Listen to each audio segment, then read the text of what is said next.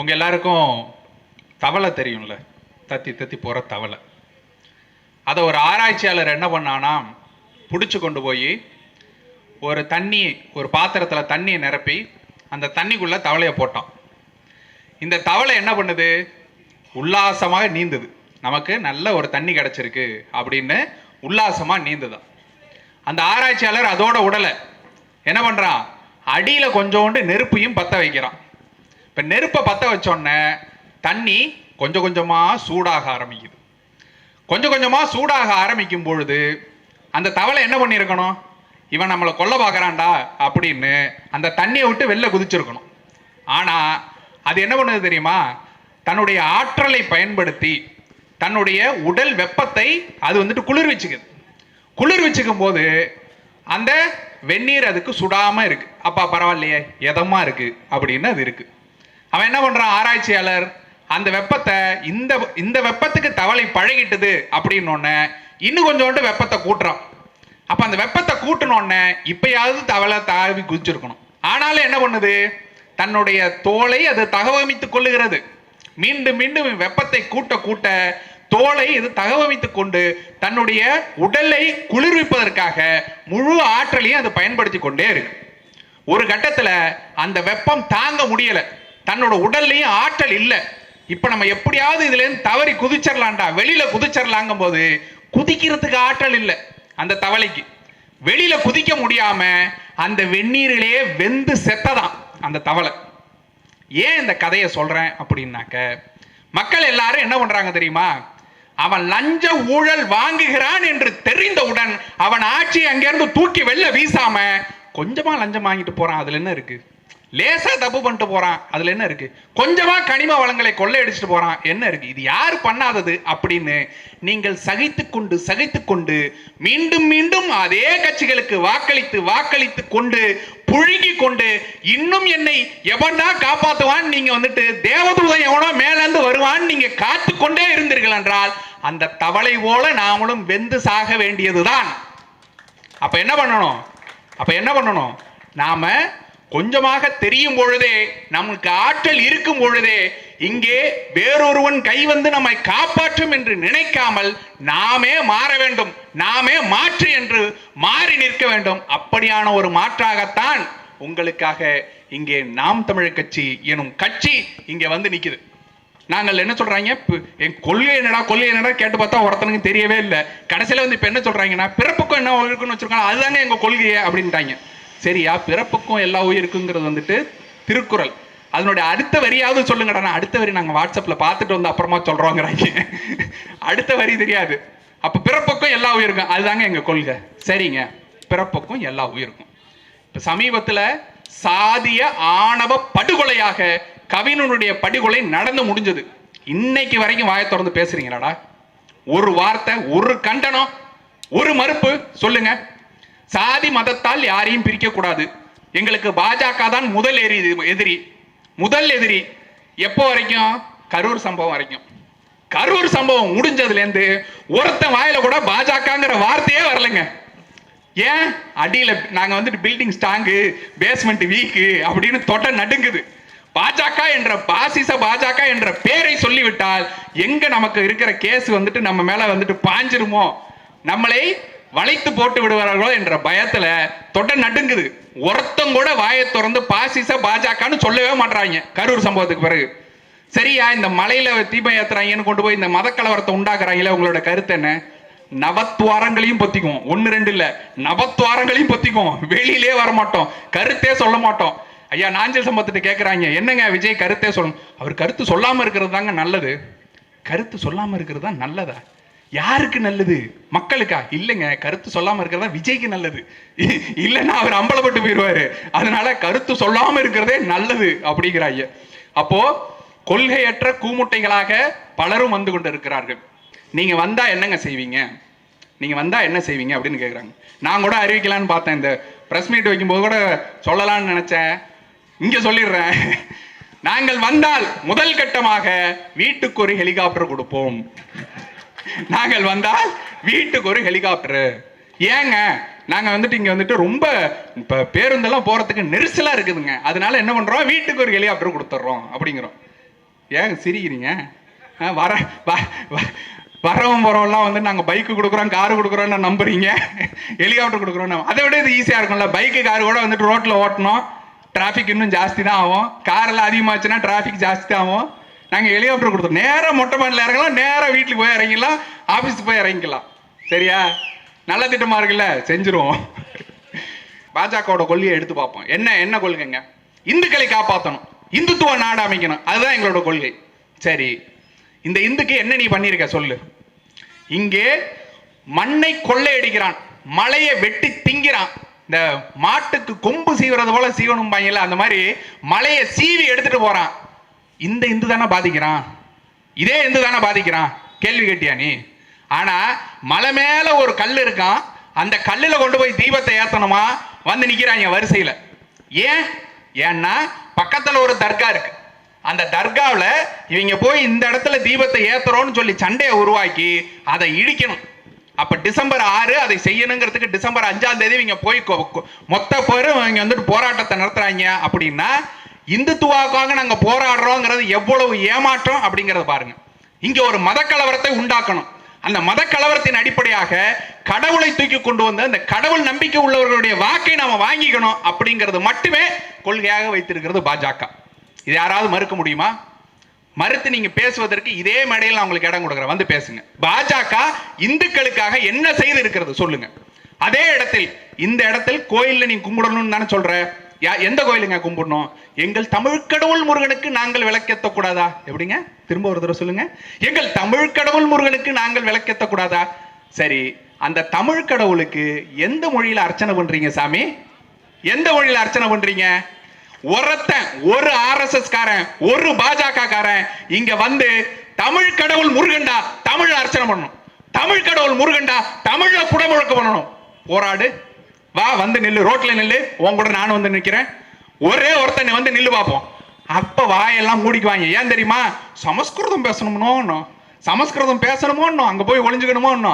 அதனால அங்கே நீ இந்து கிடையாது, நீ சூத்திரன், நீ வெளில போ, கருவறைக்குள்ள என்ன உள்ள விடு, நானும் சேர்ந்து பாடுறேன், என் தமிழ் கடவுள் என் கடவுள் தானே, நான் வந்து நிக்கிறேன் அப்படின்னு சொல்லி பாருங்களேன்.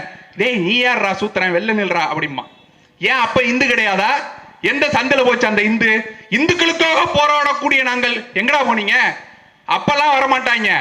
இங்கே நீங்க மத வழிபாட்டை நம்ம எப்படி பார்க்கணும் அப்படின்னாக்க, மற்ற எல்லா மாநிலங்களை விட தமிழ்நாடு எங்கே முன்னோடியாக இருக்கிறது அப்படின்னாக்க, இங்கே கடவுளை நம்புவர்கள், வழிபாட்டை நம்புவர்கள் அதிகமாக இருப்பாங்க.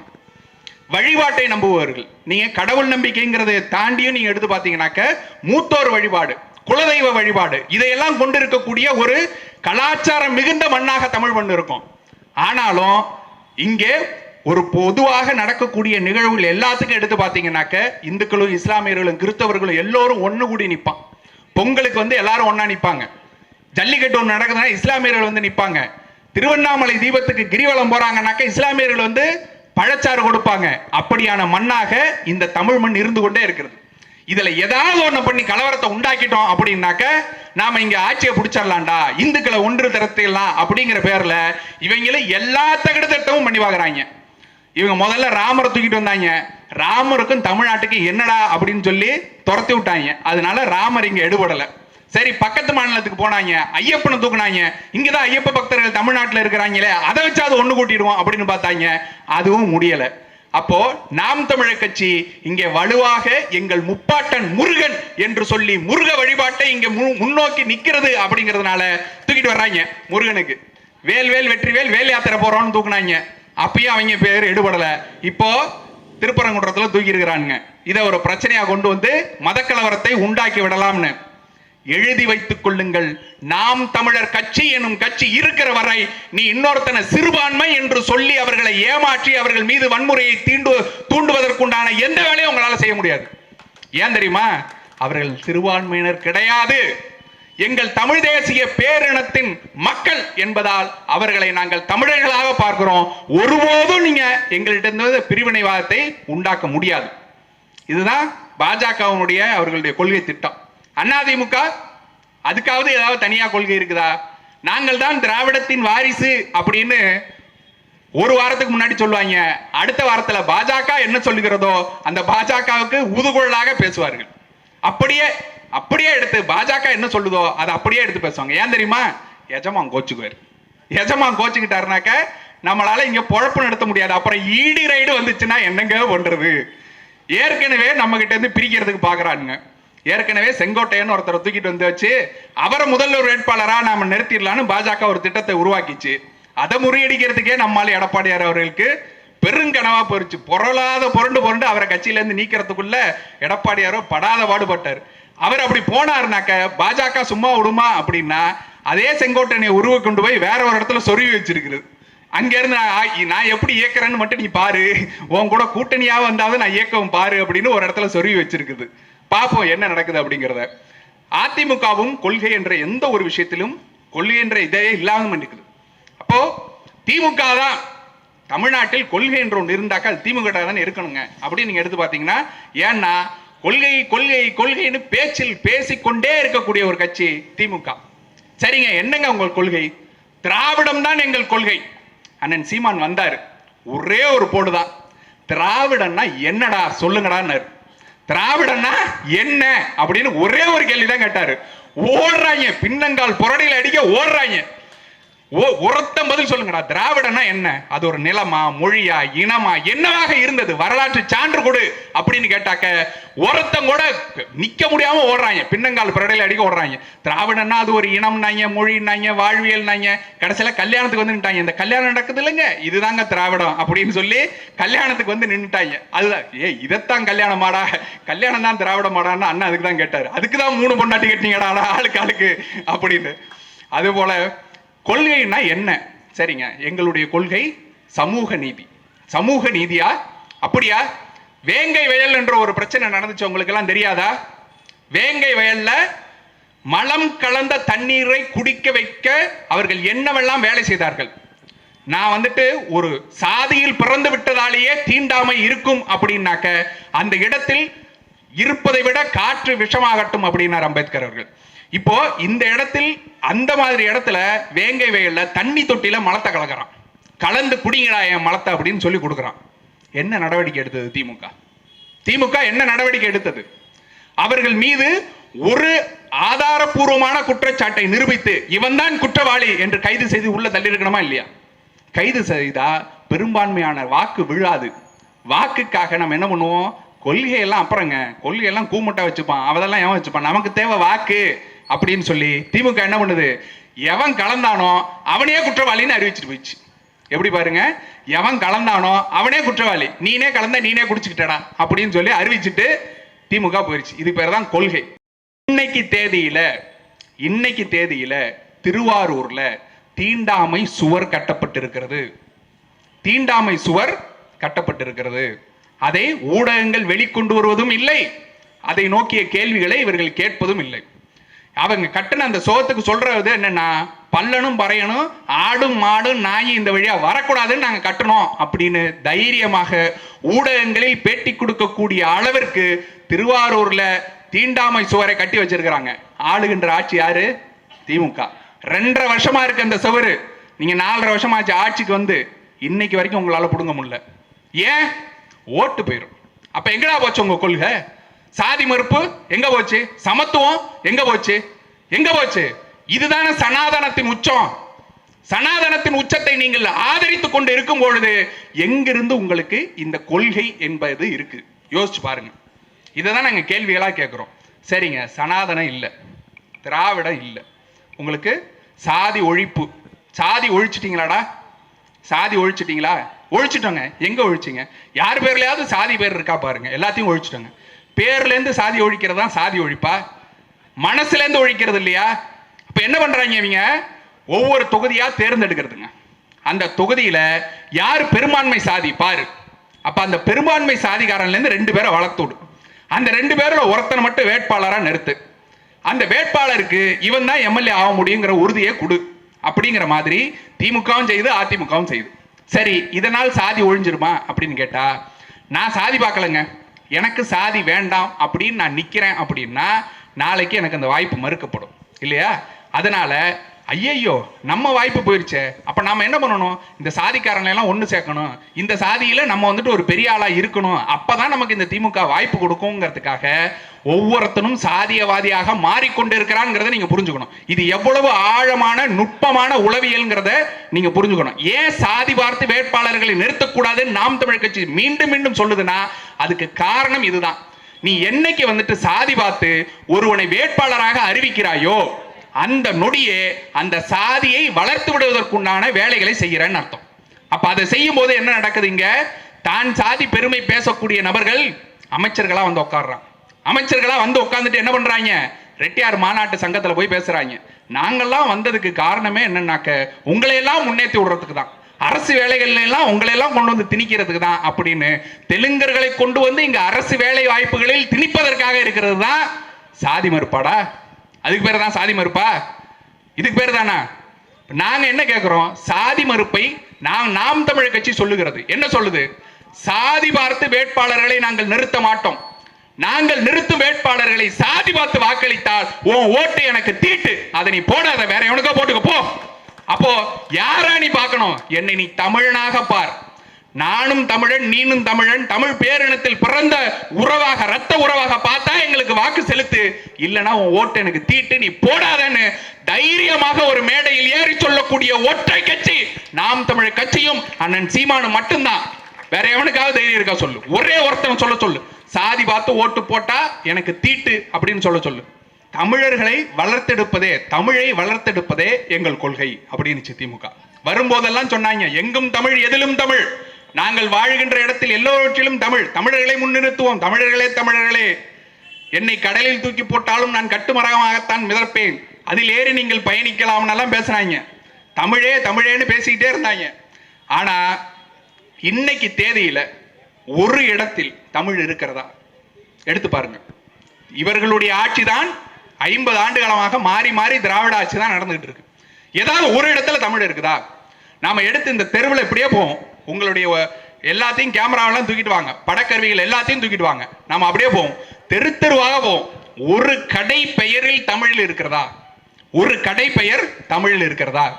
இல்ல அதை தாண்டி போவோம், பள்ளிகள்ல போவோம், பள்ளிகள்ல பாடத்திட்டமாக தமிழ் இருக்கிறதா? நான்லாம் படிக்கும் போது தமிழ் மீடியத்துல படிச்சேன், தமிழ் வழிக்கல்வியில படிச்சேன், தமிழை ஒரு பாடமாக படிக்கவில்லை, தமிழ் வழி கல்வியில படிச்சேன். இன்னைக்கு என் மகளுக்கு தமிழ் வழி கல்வியில ஒரு பள்ளியை தேடலான்னு பார்த்தா ஒரு பள்ளி இல்லை.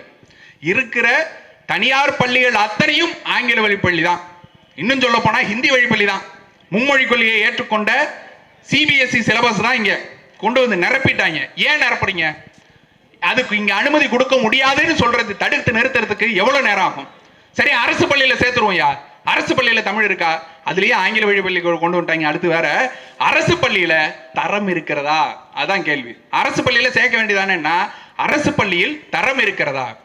தரமான ஒரு கல்வியை நம்ம கொடுக்க வேண்டியது இருக்குதுனாக்க அதில் ஆசிரியர்கள் மட்டும் தரமாக இருந்து புண்ணியம் இல்லை, நீங்க கொடுக்கக்கூடிய பாடத்திட்டமும் தரமாக இருக்கணும், அங்கே படிக்கக்கூடிய சூழலும் தரமாக இருக்கணும். ஒரு கட்டடம் இங்க அரசு பள்ளிகள்ல உள்ள போய் பார்ப்போம், கட்டடம் ஒழுகாத கட்டடம் இருக்குதா? இடிஞ்சு நொறுங்கி கொண்டு ஒழுகி கொண்டு இருக்கிறது. கல்வித்துறை அமைச்சர் சொல்றாரு, பழைய மாணவர்கள் எல்லாரும் ஒண்ணு சேர்ந்து வாங்க, ஆளுக்கு கொஞ்சம் காசு கொடுங்க, நம்ம எல்லாரும் சேர்ந்து இந்த பள்ளிகளை எல்லாம் சீரமைப்போம் அப்படின்னு அன்பில் மகேஷ் அவர்கள் சொல்றாரு. ஐயா, இந்த இந்த பெருசா ஒண்ணு, ஏதோ ஒண்ணு இப்படி ஒண்ணு, என்னது பேனா பேனா சிலையா, அதை கட்டுறதுக்கு காசு எங்க இருந்து வந்துச்சு? எங்க இருந்து வருது? உங்களுக்கு திட்டம் போடுறீங்க 80 கோடியில, அதை கொண்டு போய் பள்ளி கட்டிடத்தை கட்டுறதுக்கு உங்களுக்கு முடியாதா? இல்லைங்க, அது எங்க கொள்கையில வரல. எங்க கொள்கையில வர்றது என்ன? பேனா சிலையை நட்டு வைப்பதுதான் எங்கள் கொள்கை. ஏன்னா அதுதானே எங்கள் திராவிடத்தை கொண்டு போய் சேர்க்கும். எல்லாத்துக்கும் பேர் வைப்பதுதான் எங்கள் கொள்கை, சோறு வைப்பதில்லை. யாருக்கும் சோறு கொடுக்கறது இல்லை, பேர் வைக்கிறது தான் எங்கள் கொள்கை. எதுக்கெல்லாம் பேர் வைப்பாங்க அப்படின்னு பாத்தீங்கன்னாக்க, எல்லாத்துக்கும் அது அதிமுக ஆட்சியில கட்டப்பட்ட பேருந்து நிலையமா இருந்தாலும் அதுக்கு கலைஞர் நூற்றாண்டு பேருந்து நிலையம் அப்படின்னு வைப்பாங்க. மதுரையில அலங்காநல்லூரில் ஜல்லிக்கட்டுக்கு ஒரு இது கட்டுறாங்க. ஜல்லிக்கட்டை போராடி பெற்றது யார்? ஜல்லிக்கட்டை மொத்த மக்களும், தமிழகத்தின் மொத்த மக்களும் தங்களுடைய மொத்த வேலைகளையும் விட்டு அத்தனை பேரும் நின்று ரோட்ல இறங்கி போராடினாங்க. அதுக்கு காரணம் என்னன்னா, 4 ஆண்டுகளுக்கு முன்பில் இருந்தே A1 பால்னா என்ன, A2 பால்னா என்ன, நாட்டு மாடுன்னா என்ன, எல்லாத்தையும் ஒரு ஆசிரியரை போல பாடம் எடுத்து எடுத்து எடுத்து கொண்டு போய் சேர்த்தது அண்ணன் சீமான். நாம் தமிழர் கட்சியும் அண்ணன் சீமானும் தான் அந்த ஜல்லிக்கட்டு போராட்டத்தினுடைய தூண்டுகோலாக இருந்தது. அப்படியாக இருந்து இந்த ஜல்லிக்கட்டு போராட்டத்தை எல்லாம் கொண்டு வந்து வச்சு, மக்கள் போராட்டத்தின் விளைவாக ஜல்லிக்கட்டு போராட்டத்தை வென்றெடுத்து கொண்டு வந்து வச்சா பேர் வைக்கிறாங்க கருணாநிதி கலையரங்கம். ஏன்? ஸ்டிக்கர் ஒட்டுறது மட்டுமே இவங்களுக்கு பழக்கப்பட்டதுனால யாரெல்லாம் போராடி எங்க கொண்டு வந்தாச்சாலும் அதுக்கு ஸ்டிக்கர் மட்டுமே ஒட்டுவாங்க. நம்மளுடைய மூதாதைகள் எதை செய்து கொண்டு வந்து எங்க வச்சிருந்தாலும் அது கொண்டு போய் பெரியார் ஸ்டிக்கர் ஒட்டுவாங்க. இங்க பாருங்க, பெரியார் மட்டும் இல்லைன்னான்னு ஒரு ஸ்டிக்கரை மட்டும் கொண்டு வந்து ஒட்டுவாங்க. நமக்கு வரும் பாருங்க, அப்படியே ரத்தம் கொதிக்கும்ல, அந்த கொதிப்புல தான் வந்து நிக்கிறோம். மேடை போட்டு நிக்கிறோம், கத்துறோம்னாக்க காரணம் என்ன தெரியுமா இல்லையா? இவங்க எல்லாம் நம்மளை எவ்வளவு தூரம் ஏமாத்தி இருக்கிறாங்கன்னு தெரியாமலே நம்மளும் அந்த தவளை போல ஏமாந்து கொண்டே இருந்திருக்கிறோம். அப்போ அண்ணன் சீமான் என்ற ஒரு கை வந்து தூக்குகிறது, நீ இருக்கிறது வந்துட்டு வெந்நீர்ரா, நீ கொதிச்சு செத்து போயிடுவாடா, வெளில வா அப்படின்னு ஒரு தூக்கி வெளில விடும்போது தான் நமக்கு தெரியுது உண்மை நிலவரம் என்னவாக இருக்குது. நான்லாம் அரசியலே வேண்டான்னு ஓடி வந்தவங்க. அரசியலுக்குள்ளே வரக்கூடாது, அரசியல் ஒரு சாக்கடை, அதுல போய் நம்ம வந்துட்டு கலந்து கொள்ளலாமா? ஒரு இளைஞனாக அது போய் என்ன இது வந்து அரசியல்ல காசு கொடுத்து இது பண்ணி அப்படிலாம் போட்டுருந்துன்னு அரசியலே வேண்டாம் என்று ஒதுங்கி ஓடி வந்த நான். ஒரே ஒரு பேச்சு தான், அண்ணன் சீமான் அவருடைய ஒற்றை பேச்சை நீங்க கேட்டுட்டீங்க அப்படின்னாக்க தூக்கம் வருமா? தூங்க விடாது, உங்களை தூங்க விடாது. இரவு பகலாக பார்த்துக்கிட்டே இருந்தேன். என் மனைவி என் மீது கோவப்படும் அளவுக்கு அண்ணன் சீமானுடைய பேச்சுக்களை இரவு பகலாக பார்த்து கொண்டே இருந்தேன். அதுதான் என்னை, நீங்கள் அரசியலுக்கு வரவில்லை என்றால், நல்லவர்கள் அரசியலுக்கு வரவில்லை என்றால், படித்தவர்கள் இளைஞர்கள் அரசியலுக்கு வரவில்லை என்றால், யாரை நீங்கள் அதிகமாக வெறுக்கிறீர்களோ அவர்களின் ஆட்சியின் கீழே இருக்க வேண்டும் என்பதை புரிய வைத்தது அண்ணன் சீமான் அவர்களுடைய பேச்சுக்கள் தான். அதுக்காக ஓடி வந்ததுதான் அரசியலுக்குள்ள. அதனாலதான் வந்து நிக்கிறோம். நீங்க நிறைய பேர் கேட்பாங்க, மருத்துவம் படிச்சவர் தானேங்க, நீங்க இருந்தாக்க லட்ச லட்சமா சம்பாதிச்சுட்டு போயிடலாமே, எதுக்கு ரோட்ல வந்து தொண்டை தண்ணி கீழே கத்திக்கிட்டு இருக்கீங்கன்னு. சுயநலம் தான், எனக்கும் ஒரு சுயநலம் தான். என்ன சுயநலம்? நான் வந்துட்டு எம்எல்ஏ ஆனாக்க கோடி கோடியா சம்பாதிக்கலாம்னா இல்ல, அந்த சுயநலம் இல்ல. வேற என்ன சுயநலம்? நாளைக்கு எனக்கு 2 பொண்ணுங்க, அந்த மகள்கள் வளர்ந்து வரும்பொழுது இங்க குடிக்கிறதுக்கு நல்ல தண்ணி இருக்கணுங்கிற சுயநலம், அவர்கள் சுவாசிப்பதற்கு ஒரு நல்ல காற்று இருக்கணுங்கிற சுயநலம், அவர்கள் படிப்பதற்கு ஒரு நல்ல கல்வி இருக்கணுங்கிற சுயநலம், அவர்கள் படிப்பதற்கு அவர்கள் வளர்ந்து வந்தால் ஒரு நல்ல வேலை வாய்ப்போடு கூடிய நல்ல வாழ்வாதாரம் இங்க இருக்கணுங்கிற சுயநலம். அடுத்த தலைமுறை இங்க வளரும் போது, அடுத்த என் மகளின் மகள்கள் வரும்போது, பேரன்கள் வரும்போது அவர்களுக்கு இங்க நிலம் இருக்கணும், வாழ்வதற்கு தமிழ்நாடு என்ற தமிழ்நாடு இருக்கணுங்கிற சுயநலம். அதுக்காக வந்து நிக்கிறேன். அதுதான், அந்த சுயநலத்துக்காக தான் நாங்கள் அரசியல் செய்து கொண்டிருக்கிறோம். எதுக்கு? அடுத்த தலைமுறையின் வாழ்வாதாரத்துக்காக. இதை புரிய வச்சு கொண்டு வந்து நிறுத்தி இருக்கிறது எங்கள் அண்ணன் சீமான் அவர்கள். ஒரு சரியான சாலை வசதிகளை இங்க உருவாக்குவதற்கு என்ன தேவை இருக்கிறதுங்கிறத பாருங்க. என்ன சொல்றாங்க? இந்த வாகன நெரிசலை கட்டுப்படுத்துவதற்கு என்னங்க வழி? ஏன் சாலை வந்துட்டு விரிவாக்கம் பண்ணிட்டா வந்துருமா? எத்தனை வீட்டை இடிப்பீங்க? சாலை விரிவாக்கம் என்ற பேரில் எத்தனை வீட்டை இடிச்சிருவீங்க? இடிக்க முடியாது. அப்ப சாலை விரிவாக்கம் இல்லாத போது எப்படி நீங்க இந்த வாகன நெரிசலை கட்டுப்படுத்துவீர்கள் என்றால், வாகன நெரிசலுக்கு நாம் தமிழர் கட்சி 2016 ஆட்சி வரைவுல கொடுத்திருக்கு. என்ன கொடுத்திருக்கு தெரியுமா? ஆராய்ச்சியின் அடிப்படையில் எங்க வந்துட்டு வாகன நெரிசல் அதிகமாக வரும் என்றால், எங்கெல்லாம் வந்துட்டு வாகன நிறுத்தங்கள் இல்லையோ, எங்கெல்லாம் வாகன நிறுத்தங்கள் இல்லையோ, பார்க்கிங் இல்லைங்க, பார்க்கிங் இப்போ வண்டியை நிறுத்துறதுக்கு இடம் இல்லை. அப்ப என்ன பண்றான்? ரோட்டு ஓரத்தில் நிறுத்திட்டு போறான். ஒரு வண்டி ரோட்டு ஓரத்தில் நிறுத்தினா அடுத்த வண்டி அதை கடந்து போகும்போது எதுக்க வர்ற வண்டியால வர முடியாது. அப்போ அங்க வாகன நெரிசல் அதிகரிக்குது இல்லையா? இது காரணம் நம்பர் 1. காரணம் நம்பர் 2, ஆராய்ச்சியாளர்கள் சொல்றது என்னன்னாக்க, இந்த வாகனத்தை எங்கு நிறுத்துவது என்று தேடுபவர்கள் வேகமா போகாம மெதுவா போறான். அப்போ மெதுவா எங்கடா நிறுத்தலாம்னு தேடிக்கிட்டே போறான்னா அவன் பின்னாடி அப்படியே பாம்பு வால் போல வாகனங்கள் குவிந்து போகும். இது குவிந்து போறதுனால வாகன நெரிசல் வருது அப்படிங்கிறான். அப்ப இந்த வாகன நெரிசலை தடுப்பதற்கு மிக மிக எளிமையான விஷயங்கள் என்ன? வெர்டிகல் பார்க்கிங் அப்படின்னு சொல்லக்கூடிய செங்குத்து வாகன நிறுத்தங்களை நாம உருவாக்கி தருவோம்னு சொல்றோம். இது நான் இப்ப சொல்லல, அண்ணன் சீமான் 2016 சொல்லிட்டாரு. இன்னைக்கு வரைக்கும் அவங்க வரல. இதுக்கு ஏன் தெரியுமா? வெர்டிகல் பார்க்கிங்க நம்ம எல்லா இடங்கள்லயும் கொண்டு வர்றோம். எங்கெல்லாம் வாகன நெரிசல்கள் அதிகமாக இருக்குமோ அங்கெல்லாம் வந்துட்டு 2 அல்லது 3 வெர்டிகல் பார்க்கிங் நம்ம வந்துட்டு வச்சுட்டு இதை ஆப் மூலமா இன்டகிரேட் பண்றோம். செயலி மூலமாக எல்லாத்தையும் ஒருங்கிணைச்சிடறோம். அப்ப என்ன பண்ணலாம், நீங்க வாகனத்துல இங்க இருந்து இடம் போட்டுட்டே போறீங்கல்ல, லொகேஷன் போட்டு அப்படியே வாகனத்தை ஓட்டிட்டே போறீங்கல்ல, போகும்போதே உங்களுக்கு காட்டும் இந்த வாகன நிறுத்தத்தில் இத்தனாவது இடம் உங்களுக்கு காலியாக இருக்கிறது, நீங்கள் நிறுத்துவதற்கு அங்க கொண்டு போய் நிறுத்திக்கோங்க அப்படிங்கறது சொல்லும். நீங்க நேரா போனோம்னா அங்க நிறுத்திடலாம், வேற எந்த வாகனத்துக்கும் தொந்தரவு இல்லாம நிறுத்த முடியும். இதை நிறுத்தினாலே, இதை கொண்டு வந்து சேர்த்தாலே வாகன நெரிசலை மிக மிக மிக மிக அதிகமாக குறைச்சிட முடியும். நீங்க சாலையை விரிவுபடுத்த தேவையில்லை, மற்ற எதையும் பண்ண தேவையில்லை.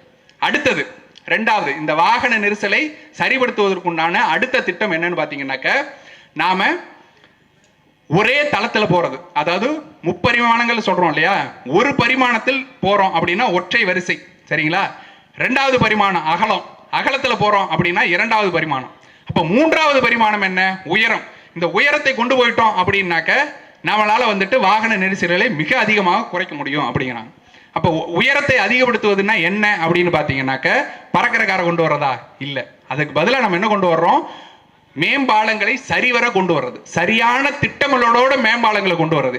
இவங்க மேம்பாலம் கொண்டு வர்றதெல்லாம் எதுக்காக அப்படின்னாக்க, தன்னோட சிமெண்ட் கம்பெனில இருந்தும் தன்னோட ஆலைகள்ல இருந்தும் கல்குவாரிகள்ல இருந்தும் அதை கொண்டு வந்து இவர்கள் லாபம் அடைவதற்காக இவங்க மேம்பாலத்தை கட்டிட்டு போறாங்க. அதை தடுத்து நிறுத்திவிட்டு மேம்பாலங்களை சரியான இடங்களிலும் நடைபாதைகளை சரியான நடை மேம்பாலங்களாகவும் இதை நம்ம மாற்றி அமைச்சிட்டோம்னாலே வாகன நெரிசல்களை மிக மிக மிக அதிகமாக நம்மளால குறைக்க முடியும். இதை நாம செய்வோம், வந்து செஞ்சு காட்டுறோம். அப்புறம் நீங்க பாப்பீங்க, ஏண்டா இவர்களுக்கு ஆட்சியை நம்ம முன்னாடியே கொடுக்கல அப்படிங்கறத நீங்க சிந்திக்கும் அளவுக்கு நாம் தமிழர் கட்சிக்காரர்களுடைய செயல்பாடுகள்ங்கிறது இருக்கும். இதை ஒரு எம்எல்ஏவாலே செய்ய முடியும். ஆட்சி அதிகாரத்துக்கு வந்து செய்யறதுங்கிறது அடுத்த விஷயம். இந்த வெர்டிகல் பார்க்கிங்கையும் இந்த நடை மேம்பாலங்களையும் கொண்டு வந்து வாகன நெரிசல்களை குறைக்க முடியுங்கிறது ஒற்றை எம்எல்ஏவாலே முடியும். நாங்க வந்து செஞ்சு காட்டுறோம், நீங்க பாருங்க. அதே போல நோய்வாய்ப்படுவதற்கு அதிகமாக இருக்கக்கூடிய காரணம் என்ன தெரியுமா? மனித உயிரை கொல்லக்கூடிய மிகப்பெரிய விலங்கு எது தெரியுமா? சிங்கமோ புலியோ யானையோ கரடியோ கிடையாதுங்க. அதிகமாக மனித உயிர்களை கொல்லக்கூடிய விலங்கு எதுன்னாக்க நம்மாத்துண்டு கொசு.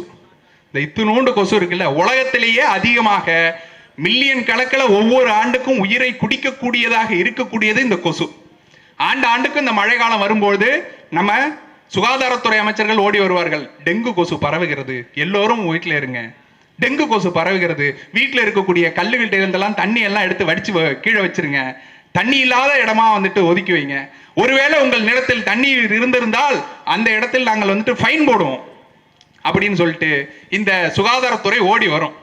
ஆனா நம்ம கேட்கிற கேள்வி, சரியா வீட்டில் இருக்கிற தண்ணி தேங்கிச்சுனாக்கா நாங்க வந்துட்டு பண்ணிடுறோம், ரோட்டுல தண்ணி தேங்கி கிடக்குது, இதுல கொசு வளருமே, அதுக்கு என்ன பண்ணுவீங்க? திறந்த வழியாக இந்த சாக்கடைகளை எப்படியே விட்டு வச்சிருக்கீங்களா, அதுல கொசு எல்லாம் வருமே, அதுக்கு என்ன பண்ணுவீங்க? யாருக்கு ஃபைனை போடுறது? போட்டுருமா உங்களுக்கு? அப்போ தேர்தல் வரும் பொழுது அந்த ஃபைன் உங்களுக்கு போடுறோம், சரியா? ஓட்டை எங்க கொண்டு போய் குத்துறோம் அப்படிங்கிறதுல இருக்கு அவர்களுக்கு போடக்கூடிய ஃபைனுங்கிறது. விவசாய சின்னத்தை நீங்க பார்த்து போடும்போதுதான் அவர்களுக்கு வலிக்கும். அந்த வழியில நீங்க காட்டணும், இங்க வந்துட்டு இந்த கொசு கடிக்கும் போது எப்படி வலிச்சிச்சோ அந்த மாதிரி வலிக்கிறண்டா உங்களுக்கு அப்படிங்கிறத, எவ்வளவு உயிர்கள் இங்க பழி போனதோ அது போல உங்களுடைய பதவிகள் பறி போகணும்டாங்கிறத நீங்க காட்டணும். அப்போ என்னடா கொசுக்கெல்லாம் பேசிக்கிட்டு இருக்கான் அப்படின்னு நினைக்காதீங்க. அது ஒரு மிகப்பெரிய சந்தை. இந்த கொசுவத்திலேருந்து ஆரம்பிச்சு, அந்த கொசுவத்தியை விற்கிறவன்லேருந்து ஆரம்பிச்சு, இந்த கொசுவை நீங்கள் முழுவதுமாக ஒழித்து விட்டால் அவர்களுக்கு இருக்கக்கூடிய கமிஷன்லேருந்து எல்லாமே போயிடும். அப்போ ஒழிக்காம வச்சுக்கணும். எப்படி ஏழ்மை வறுமையை ஒழிப்போம்னு சொல்லிட்டு ஒழிக்காமலே வச்சுக்கிறோமோ அதே போல கொசுவையும் ஒழிக்காமலே வச்சுக்கணும். அதன் மூலமாக வரக்கூடிய வியாபார சந்தை அவர்களுக்கு தேவைப்படுது, அதனால வச்சுக்கிட்டே இருக்கிறாங்க. நாம வந்தா என்ன செய்வோம்? ஒன்னே ஒண்ணு நீங்க எடுத்து பாருங்க, உயிர் சூழலை உருவாக்குவது மட்டுமே கொசுவை ஒழிப்பதற்கு சரியான வழியாக இருக்கும். என்னங்க உயிர் சூழலை உருவாக்குறதுன்னா என்ன? நீங்க சாதாரணமாக இருக்கக்கூடிய நல்ல நீர்நிலைகளை எடுத்துக்கோங்க. இந்த நல்ல நீர்நிலைகள்ல கழிவு நீர் இல்லாத இடத்தில் கொசு வளராது, தெளிந்த நீரோடையாக இருக்கிற இடத்தில் கொசு வளராது. அப்ப தெளிந்த நீரோடைகளாக முதல்ல மாற்ற வேண்டியது நம்மளோட கடமை. ரெண்டாவது, நீங்க கடைசியாக ஒரு தட்டாம்பூச்சியோ தவளையோ இங்க சென்னைக்குள்ள எங்கேயாவது யாராவது பார்த்தீங்களா? ஒரு சிட்டுக்குருவியோ இல்லை ஏதாவது ஒரு பார்த்தீங்களா? ஏன்? எல்லாத்தையும் அழிச்சிட்டோம். எப்படி அழிச்சோம்? கொசுவுக்கு மருந்து கண்டுபிடிக்கிறோம்னு சொல்லி கொசு மருந்தை கொண்டு வந்து தண்ணியில எல்லாம் ஊத்துறோம்னு சொல்லி ஊத்திட்டு போயிடுறோம். அப்ப அந்த கொசு மருந்துக்கு ஊத்துன தண்ணி அங்க இருக்கக்கூடிய தவளையும் தலைப்புரட்டையும் கொண்டு சேர்த்துருச்சு. அப்ப அந்த தவளையும் தலைப்புரட்டையும் உயிரோட இருந்திருந்தா கொசு போடுற முட்டை மொத்தத்தையும் அதுவே சாப்பிட்டு செரிச்சிருக்கும். ஆனா நீ என்ன பண்ண, மருந்தை ஊத்துன, தவளையும் தலைப்புரட்டையும் செத்து போச்சு. சரி, கொசு ஏங்க சாவல, மருந்து ஊத்தினாலும் கொசு சாவலையா? கொசுவனுடைய வாழ்நாளுங்கிறது மிக மிக சுருக்கமானது. அப்போ ஒரு தலைமுறை, இரண்டாவது தலைமுறை, மூணாவது தலைமுறைன்னு வரும்போது இந்த மருந்துக்கு அது எதிர்ப்பு சக்தியை உருவாக்கி கொள்கிறது, ரெசிஸ்டன்ஸ் வந்துருது கொசுவுக்கு. ஆனா ஒரு தவளுடைய வாழ்நாள் சைக்கிள்ங்கிறது மிக பெரியது. அப்ப அது ஒரு தலைமுறை, இரண்டாவது தலைமுறை வர்றதுக்குள்ள இந்த மருந்து வந்துட்டு மொத்த தவளையும் இனத்தையும் அழிச்சிருச்சு. தட்டாம்பூச்சியோ தவளையோ இல்லாம, வவ்வாலோ இல்லாம, இந்த கொசுக்களை பிடித்து தின்னக்கூடிய உயிரினங்கள் இல்லாமல், சிலந்திகள் இல்லாமல் இன்னைக்கு தேதியில இந்த கொசுனுடைய வளர்ச்சிங்கிறது அதிகமா போயிட்டே இருக்கு. இப்போ சரியான உயிர் சூழலை, நல்ல நீர்நிலைகளை, தரமான தெளிவான நீரோடைகளை உருவாக்கிட்டோம்னாலே இந்த கொசுக்களை நம்ம ஒழிச்சு தள்ளிடலாம். மாசம் மாசம் தூக்கிட்டு கொசு அடிக்கிறேன்னு மக்கள் மொத்தத்துக்கும் புகையை போட்டு இந்த டிபியை கொடுத்துட்டு போக தேவையில்லை. இப்படியாக நாம எடுத்து வைக்கக்கூடிய திட்டங்களை மாற்றி நீங்க பாருங்க. இவங்க என்ன பண்றாங்க, மலைகளை குடைந்து எம் சாண்டு, மலைகளை குடைந்து எம் சாண்டு, ஆற்றை குடைந்து ஆற்று மணல், இதெல்லாம் கொண்டு போய் கொள்ளையடிச்சு இவர்கள் ஆட்சி அதிகாரத்தில் உட்கார்ந்து கொள்வதற்காக கொள்ளையடித்து வைக்கக்கூடிய இந்த பணத்தில் நாங்கள் ஆட்சியை செய்கிறோம் அப்படிங்கிறாங்க. கேட்டா கனிம வளங்க, இந்த கனிம வளத்தை நாம வந்துட்டு என்ன பண்றது, கனிம வளத்தை எடுத்து கொண்டு போய் வச்சுதாங்க ஆட்சி அதிகாரத்தை செய்ய முடியும் அப்படிங்கிறாங்க. புதுசா அந்த கட்சி நம்ம ஆதவர்ஜுனா சொல்றாருங்க, கனிம வளத்தை மட்டும் நேர்மையா பண்ணிட்டா போதுங்க, மொத்தத்தையும் பரட்டி போட்டுடலாம் அப்படிங்கிறாங்க. பொருளாதாரம் எங்க இருக்குன்னாக்க கனிம வளத்துக்குள்ளதான் இருக்கு அப்படின்னு தேடிட்டு இருக்காங்க. கல்லெல்லாம் மண்ணெல்லாம் உடைச்சு தின்னுட்டோம்னாக்க கனிம வளத்தை எடுத்துடலாம். அண்ணன் சீமான் அதற்காக தான் கேட்கிறாரு, இங்க மரத்தை வெட்டி விட்டீர்கள் என்றால் நான் வந்து ஆட்சி அதிகாரத்தில் உட்கார்ந்தோன்னா மரத்தை நட்டு வளர்த்துருவேன். நீரை உறிஞ்சு குடிச்சிட்டு போயிட்டடா பரவாயில்ல, மழை பெய்யுதா நான் அந்த நீரை தேக்கி வைத்து நிலத்தடி நீரை மீண்டும் உயர்த்தி காட்டுவேன். ஆனா இங்க மலையை நீ வெட்டிட்ட, மணலை நீ வெட்டிட்டு நான் எப்படா நான் வளர்ப்பேன் அப்படின்னு அண்ணன் சீமான் மீண்டும் மீண்டும் கேட்கிறாரு. ஏன் அந்த வழி உங்களுக்கு புரிய மாட்டேங்குது? ஒன்றை உருவாக்க முடியாத ஒன்றை எப்படி அழிக்கிறீர்கள், அதை அழிப்பதற்கு உங்களுக்கு யார் அதிகாரத்தை கொடுத்தது அப்படின்னு கேட்கக்கூடிய ஒரே கட்சி நாம் தமிழ் கட்சி மட்டும்தான். இந்த சூழலியல் அரசியல் என்பது புரியாததுனாலதான் இன்னும் நீங்க எல்லாம் மங்குனிகளாவே இருக்கிறீங்கடா, இன்னும் நீங்க மங்குனிகளாவே இருக்கிறீங்க.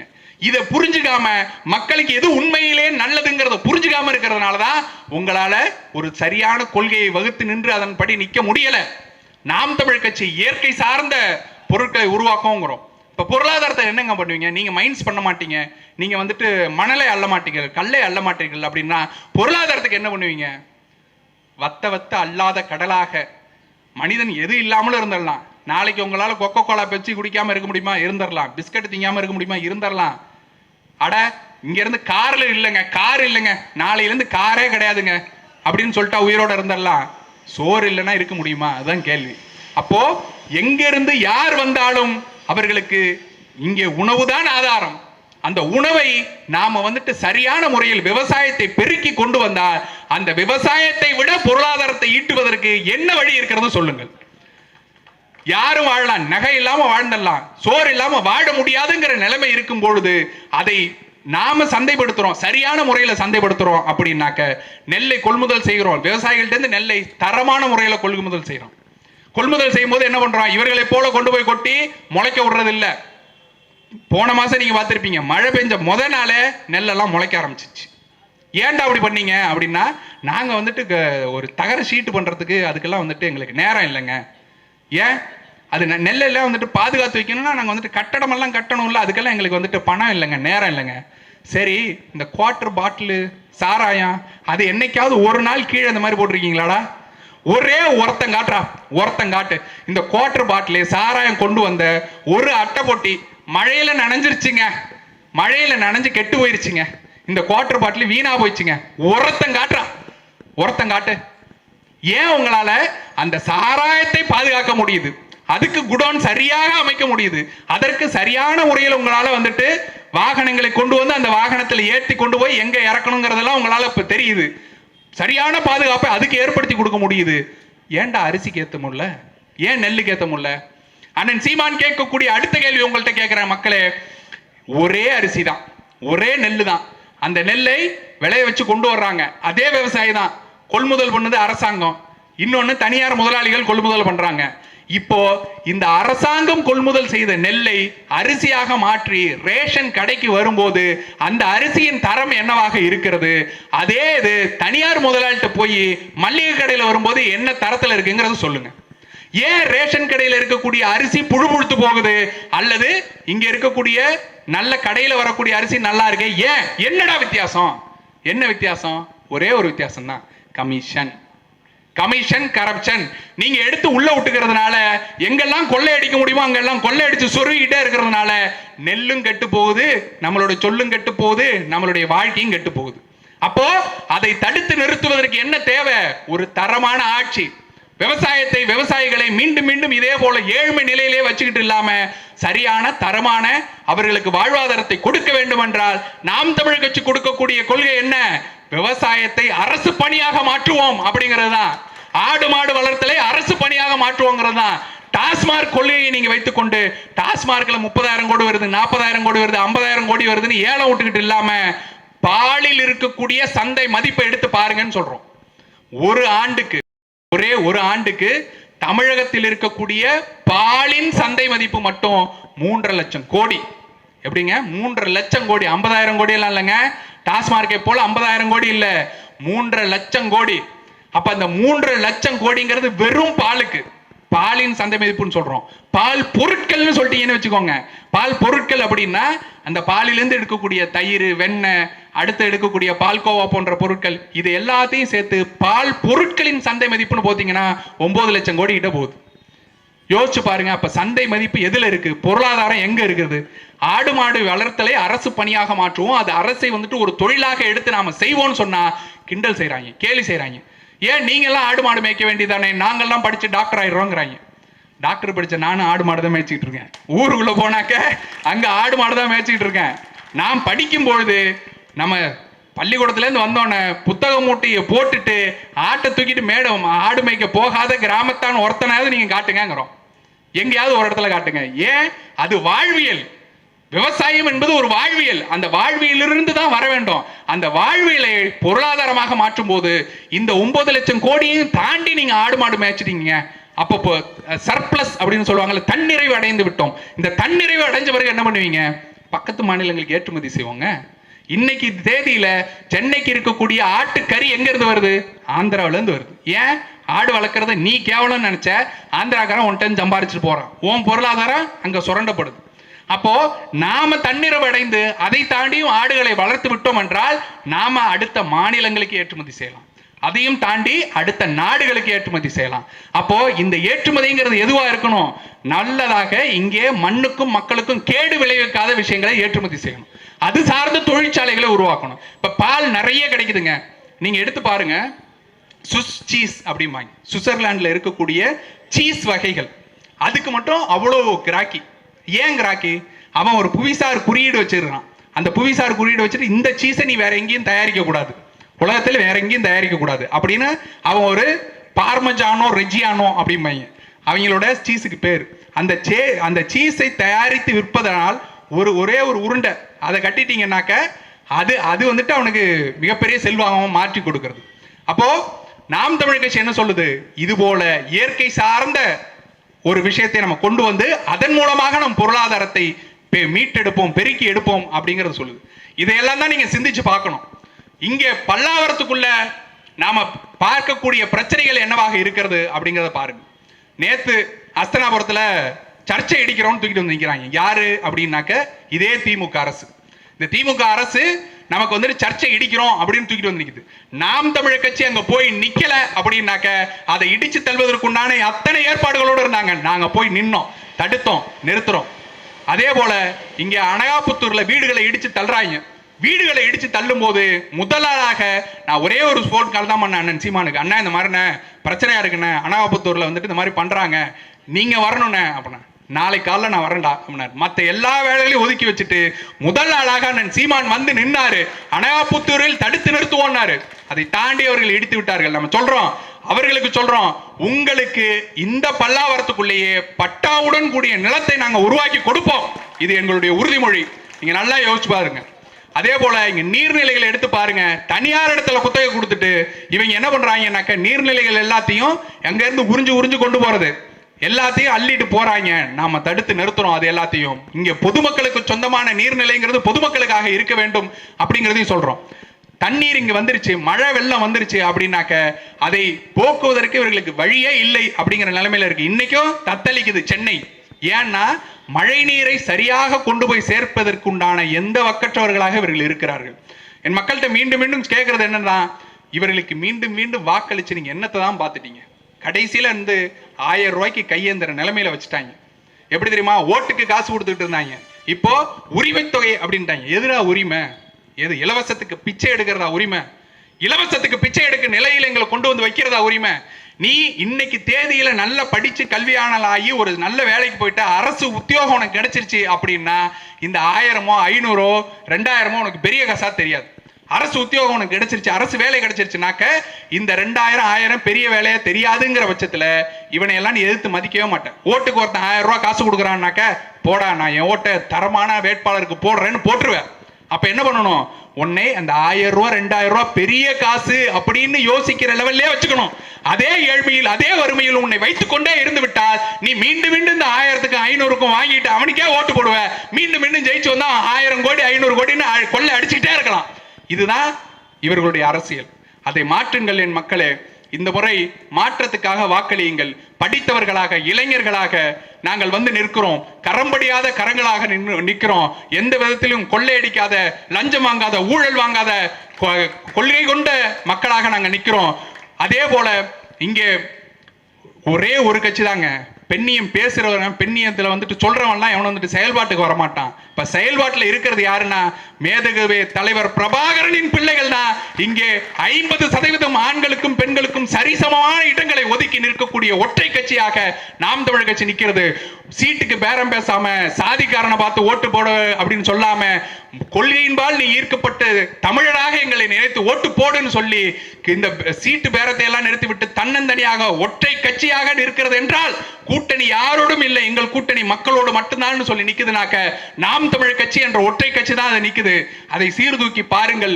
இந்த முறை உங்கள் பொன்னான வாக்குகளை விவசாயி சின்னத்தில் வாக்களித்து நாம் தமிழர் கட்சியை வெற்றி பெற செய்யுங்கள். தமிழர் தேசத்தை அமைப்பதற்குண்டான அத்தனை வேலைகளையும் நாங்கள் உங்களுக்கு செய்து கொடுக்கிறோம். தமிழர்களுக்கே அனைத்திலும் முன்னுரிமை கொடுத்து நாங்கள் இங்கே ஒரு தூய தமிழ் தேசத்தை படைத்து காட்டுகிறோம் உங்கள் கண் முன்னால் என்று கூறி உங்களிடமிருந்து விடைபெறுகிறேன். நன்றி, வணக்கம். நாம் தமிழர்.